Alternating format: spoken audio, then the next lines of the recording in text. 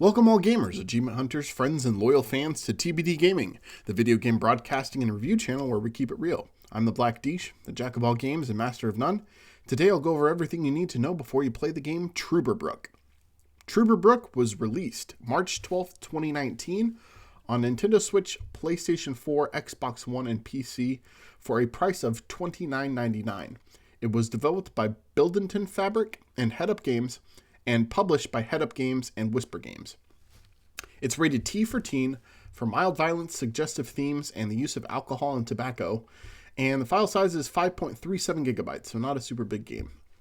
There are 34 achievements for 1,000 gamer score. How Long to Beat has this game rated at 6 hours. I think it's probably a little bit high, honestly. True Achievement has it rated 3 to 4 hours for 15-20 true achievement points, and it took me about 3 hours and 16 minutes, so about half the time How Long to Beat has it rated at. Trüberbrook is a 2D side-scroll point-and-click adventure game. You play as an American physicist named Hans Tannhauser, who wins a small vacation to a West German village called Trüberbrook. This is set in the 1960s, so West and East Germany still existed, I guess. Somebody breaks into your room the first night, and you have to figure out who it is and why they did so. This eventually leads to you making new friends, exploring new areas, and, surprisingly, interdimensional travel. I don't know about everyone else, but I feel like this game has Wes Anderson vibes. Maybe it'd be a tribute to some of his movies. I'm not sure, but it definitely feels that way to me.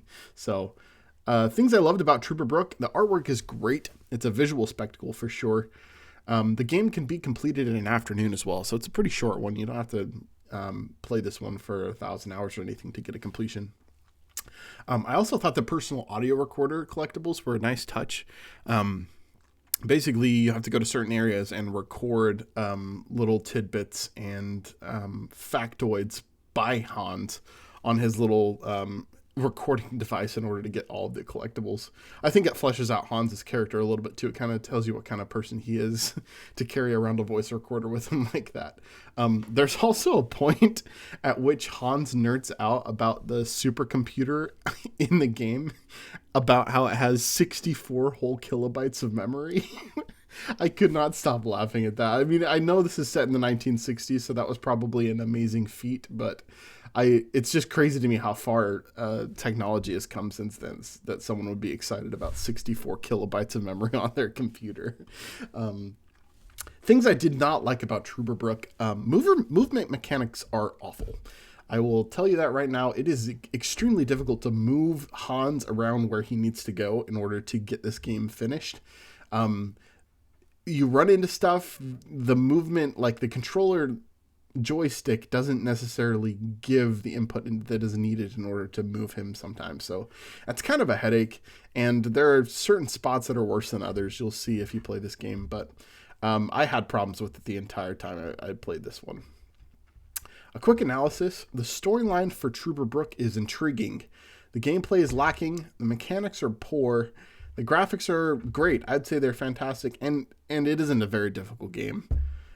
Is the game worth the price? Absolutely not. I would not pay $30 for this at all. Maybe if it was on sale for $5, I might pick it up, but thankfully it was on Games with Gold in March of 2023.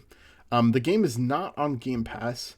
The grind, I would say, is worth the gamer score. It's not even really a grind at all. It's like a 3-hour completion, like I said before.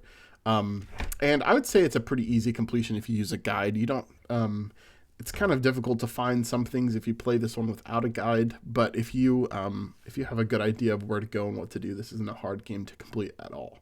Would I play this game if it didn't have achievements? No, I wouldn't. TBD score for Trüberbrook is going to be 5.86 out of 10. Thankfully, the good graphics and the low difficulty really redeemed this game. It might have got a much worse score had those two categories not lifted it up a little bit. But that's all I have to say about Trüberbrook. If you enjoyed this video, please like and subscribe as usual. I really appreciate that if you could. And if you'd like to see more content by me, you can follow me at The Black Dish on Twitch. I appreciate your love and support as always, and I will see you next time. Thank you.